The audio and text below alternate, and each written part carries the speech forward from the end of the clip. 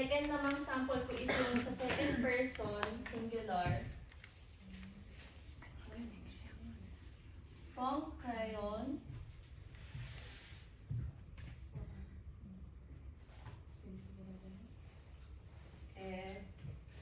Trejoli.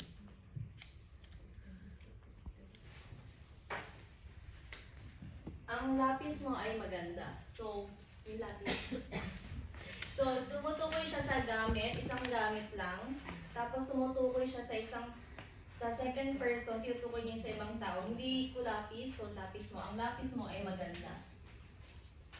So, second person, possessive adjective tong. Masculine po ulit kasi crayon is masculine. Malinaw po ba? Okay. Next naman is next sample ko naman, song reve.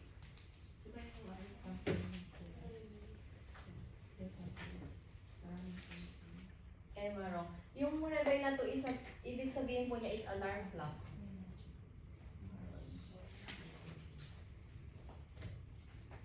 Ang alarm clock niya ay brown.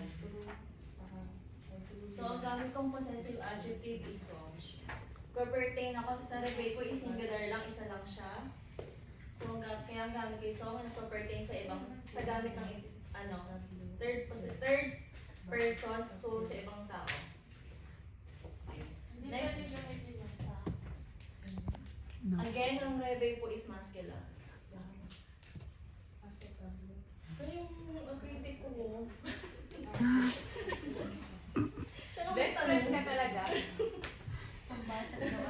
So, kung gagawin naman natin ng plural to, so, ganun lang, papalitan lang natin. Kaya, lalagyan natin ng S. So, may. Yung color naman para so,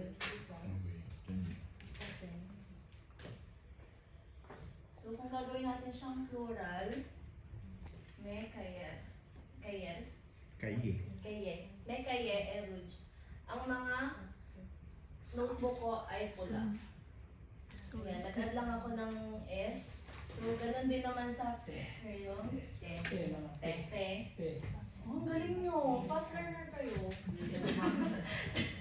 Crayon and trejoli. So, ang mga lapis nyo ay maganda. Next naman, ang sa song, papalitan lang natin siya ng se, then S. Sereve e marong. Ang mga alarm clock nyo ay brown. Hindi ko lang sa Tagalog. So, wala pa ba? Tapusin mo yan. Tapusin mo yan. Again, sa plural, ito naman is nagpa-pertain sa maraming bagay para ang nagmamayari is maraming tao.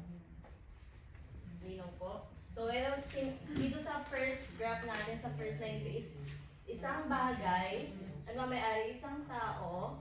Dito, maraming bagay, nagmamayari isang tao. So, one person, two plus or equal object. Let's see po ba yung yes.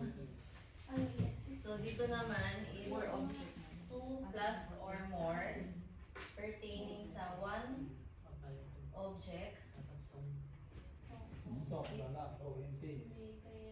Two and plus or equal pertaining sa two and person, sa two and plus or equal object.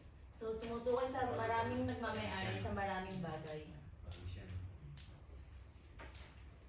Example ko po doon is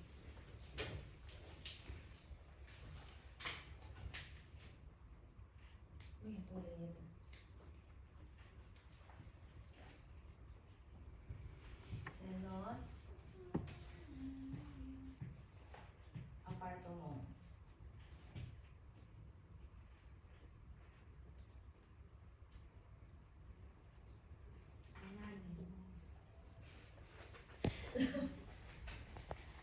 Ang ibig niya sabihin ay, ito ay ang aming apartment. So, amin, marami kami, pero isang bagay lang yung tinutukoy. Apartment. Question ba? Question ba?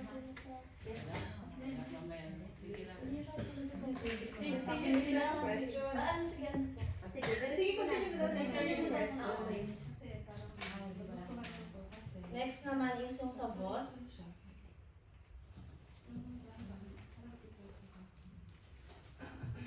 Sebot.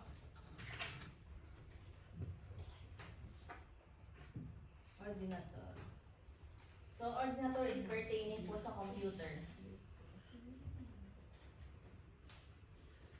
Ang ibig sabihin nito ay, ito ay yung inyong computer. So again, ang bot is maraming nagmamayari inyo. Then ordinator is nagpo-pertain sa isang object lang, isang computer. Last naman is a lord. Lord pair.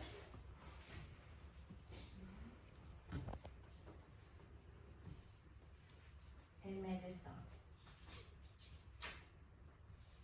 Ang medisa is, ibig sabihin po is doktor. So, ang kanilang ama ay doktor.